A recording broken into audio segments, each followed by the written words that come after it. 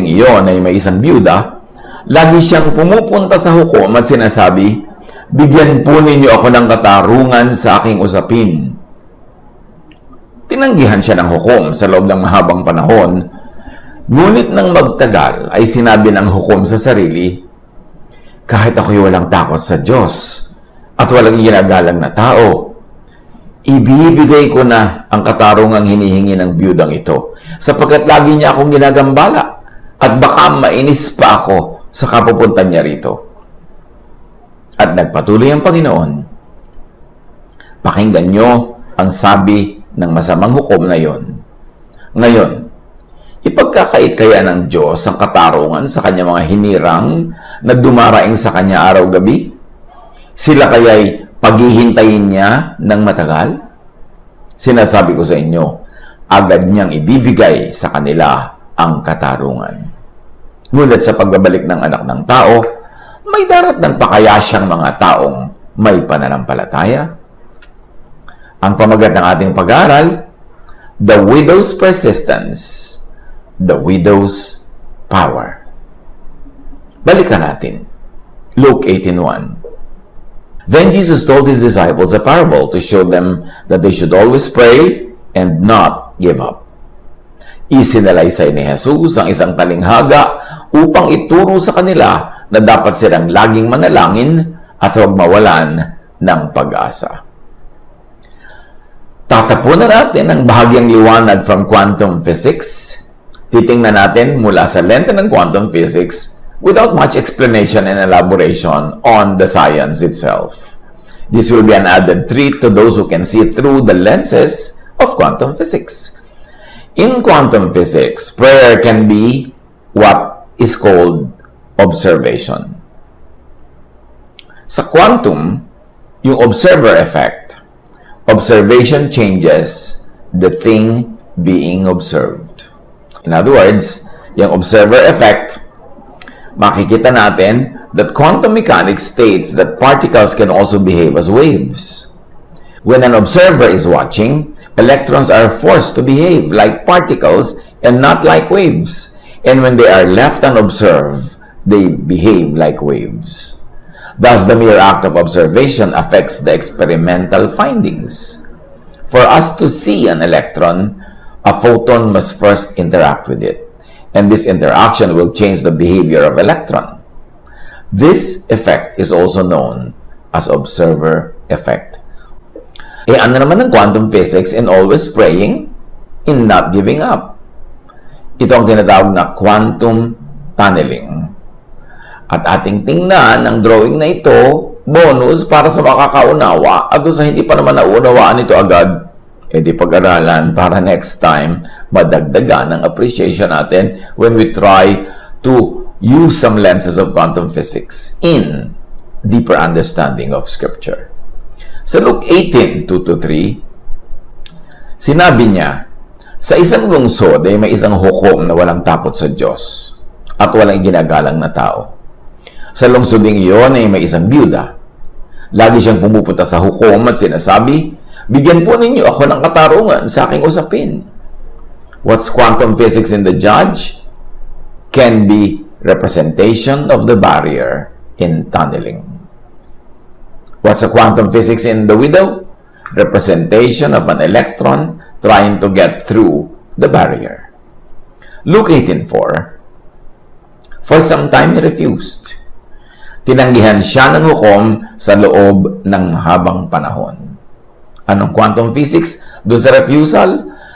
Quantum tunneling is a phenomenon in which particles penetrate a potential energy barrier with a height greater than the total energy of the particles.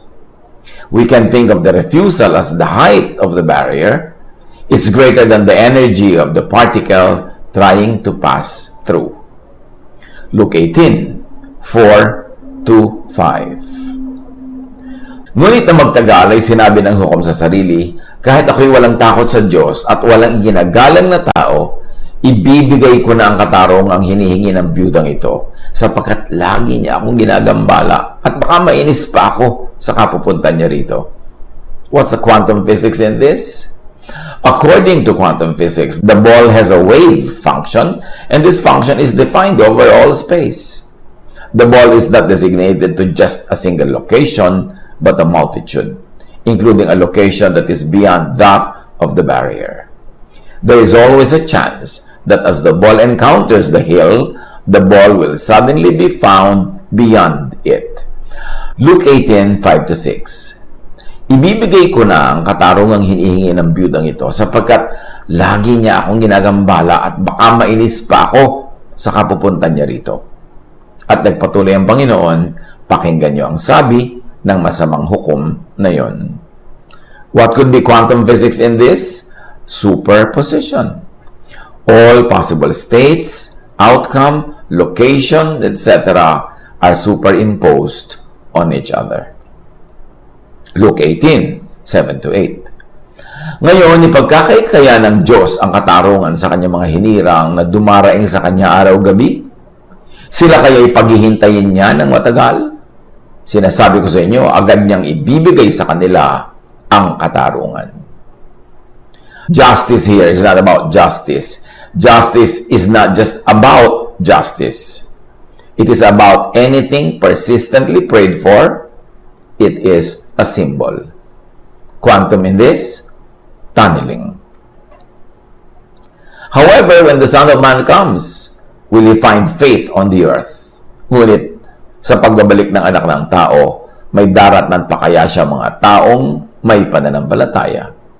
Quantum physics. This is like saying, many will become observers, able to tunnel beyond barriers. Ano mga posibleng interpretasyon ng ating pwedeng ibigay sa mga reading natin na ito at sa pagtatangka nating basahin through some lenses of quantum physics? The widow is anyone who is needy. The widow is anyone who prays. Sa quantum physics equivalent, observer. Observe. The judge is the universe, the source, the giver, the power. The judge could be representing God Himself, although huwag tayo magpadala doon sa adjective na bad judge siya. Kasi yung judge dito ang may power, siya ang dispenser of favor. So, pwede niyang i-represent ang God, ang universe. The other incidental elements, like the personality of the judge, are just embellishments, decorations in storytelling. The persistence of the widow, which pays, in quantum physics, is like the persistence of the particle to get through the barrier, even if it violates the principles of classical physics. Note that persistence, filtered through Jesus' teaching in Matthew 6:7 says, and it pays. Matthew 6:7, and when you pray, do not keep on babbling like pagans, for they think that they will be heard because of their many words. Sa pananalangin ninyo, huwag kayong gagamit ng maraming salitang walang kabuluhan, gaya ng ginagawa ng mga hentil. Ang akala nila ay papakinggan sila ng Diyos dahil sa haba ng kanilang sinasabi. Apply this. Pray. Pray persistently. Pray without ceasing. Non-stop. Tulad ng sinasabi sa 1 Thessalonians 5:17, pray continuously.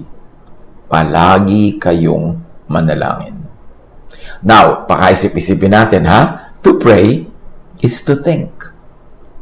Mark 11:24, therefore I tell you, whatever you ask for in prayer, believe that you have received it, and it will be yours. Kaya sinasabi ko sa inyo, anuman ang hingin ninyo sa inyong panalangin, maniwala kayong natanggap na ninyo yon at matatanggap nga ninyo yon. Matthew 21:22, if you believe, you will receive whatever you ask for in prayer. Anumang hingin ninyo sa panalangin ay tatanggapin ninyo kung naniniwala kayo. To pray persistently is not to keep reciting the same prayer mindlessly over and over. It is not to use many distracting and non-functional words per Matthew 6:7. Kasi sinasabi yan sa Matthew 6:7, huwag kayong magsayang na marami mga salita.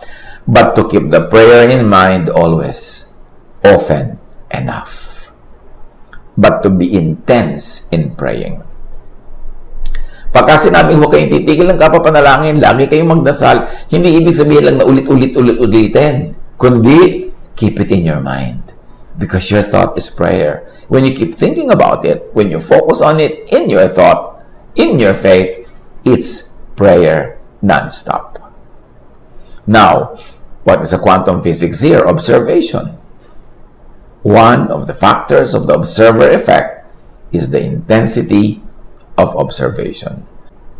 So it means to have many observers, people praying, either individually or as a group, but only if 100% in unity and agreement na magiging effective ang group prayer. Matthew 18:20, "For where 2 or 3 gather in my name, there I am with them." Sapagkat saan man may 2 o 3 nagkakatipon sa pangalan ko, meaning merong unity, may pagkakaisa, naroon akong kasama nila. Acts 1:14, "They all joined together constantly in prayer, along with the women, Mary, the mother of Jesus, and with all his brothers." Lagi silang nagsasama-sama upang manalangin, kasama ang mga babae at si Maria na ina ni Jesus. Gayon din ang mga kapatid ni Jesus. Effective ang group prayer when you are 100% united. Pero pagka hindi yun ang totoong nangyayari on the ground, maraming abala sa prayer, maraming distraction, lalo lang itong humihina.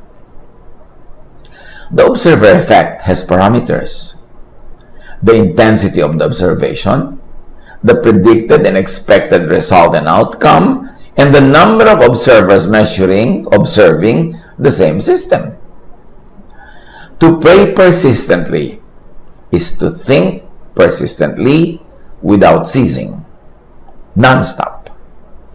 Do to wish for others what you want for yourself, not what you don't want for yourself, because what you do to and wish for others is what you think of. It is what you will get. It is what you will receive as well. What you want others to get, to receive. What you think of, even for others, is what you will get, and it is what you will receive. Luke 6:38, "Magbigay kayo, at kayo'y bibigyan din. Hustong takal, siksik, liglig at umaapaw pa ang ibibigay sa inyo. Sapagkat ang panukat na ginagamit nyo sa iba, ay siya rin gagamiting panukat sa inyo." Sa quantum physics, entanglement. Affecting another by just affecting its pair. In godliness, in quantum physics, you receive what you give away. 1 Corinthians 4:12, "When we are cursed, we bless." Therefore, blessing din ang babalik sa atin. Kasi yung pinapawala natin into the heavens, yun din ang ibabalik ng kalangitan sa atin. 1 Peter 3:9, "Huwag ninyong gantihan ng masama ang masama. Huwag niyong sumpain ang sumusumpa sa inyo. Sa halip, pagpalain niyo sila dahil pinili kayo upang tumanggap ng pagpapala sa Diyos." Kung ano ang binibigay natin, yun ang ating tatanggapin. So, pag binigyan ka ng masama, huwag kang mag-return ng masama kasi yung masamang ni-return mo ang babalik din sa iyo. Matthew 6:14, "Sapagkat kung pinapatawad ninyo ang mga nagkakasala sa inyo, patatawarin din kayo ng inyong Ama na nasa langit." Proverbs 24:17, "Huwag mo ikagalak ang pagbagsak ng iyong kaaway ni ang kanyang kapahamakan." Bakit? Kung ikinakagalak mo ang kanyang pagbagsak ang topic mo, pagbagsak ang tinutuunan mo, yun din ang mangyayari sa'yo. Kasi yun ang iniisip mo. Kahit pa nga iniisip mo tungkol sa kapwa o para sa kapwa, pero dahil iniisip mo, yun din ang babalik sa'yo. Luke 6:31, "Gawin ninyo sa inyong kapwa ang nais ninyong gawin nila sa inyo." Kasi pag ginagawa mo, iniisip mo, yung iniisip mo, yun ang prayer mo, yun din ang ibibigay sa'yo. Proverbs 25:21-22. If your enemy is hungry, give him food to eat. If he is thirsty, give him water to drink. Then the Lord will reward you. Because what you give is what you receive. Think of, speak of what you want, not of what you don't want. Huwag nating gawing habit na lagi ang pinag-uusapan yung ayaw nating mangyari, yung pangit, yung kinakatakutan natin. Kasi pinag-uusapan, iniisip. Pag iniisip yun ang prayer, at pag yung pinagpe-pray, sinasagot. Piliin ang mga topic, ang mga pag-uusapan. Huwag puro mga sakit, huwag puro mga panganib, huwag puro mga nakakatakot. Kasi laman ng isip mo yun. Hindi yun ang prayer mo. Focus. Work on what you want, not on what you do not want. Treat others as you would like to be treated. Yan ang napakahalagang kaalaman, dagdag na leksyon sa buhay na napala natin sa aralin sa araw na ito. Nawa, nakasakip tayo ng mahalagang karunungan, ng ginintuang karunungan upang lalong maging kapaki-pakinabang ang ating paglakad sa mundong ibabaw araw-araw.